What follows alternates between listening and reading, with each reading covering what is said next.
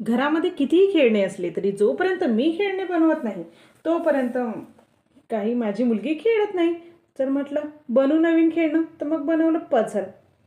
बघा, एक बॉक्स घेतला आणि त्याला वेगळे जसे येतील तसे शेप्स काढले आणि केलं कट. कसे दिसतात ते शेप्स? बनवून बघितले. आता यांना करायचं आहे कलर, तर मग याला दिला हिरवा, कलरिंग केली आणि नंतर त्याच्यामधले जे पझल होते त्याला दिली मी लाल कलर.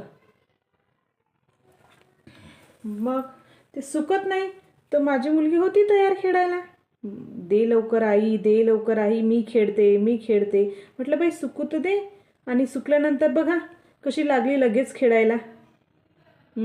पण मुलांना असे खेळणे दिले तर ते मोबाईलपासून थोडे दूर राहतात. आवडला का? आवडला असेल तर नक्कीच तुम्ही पण करून बघा.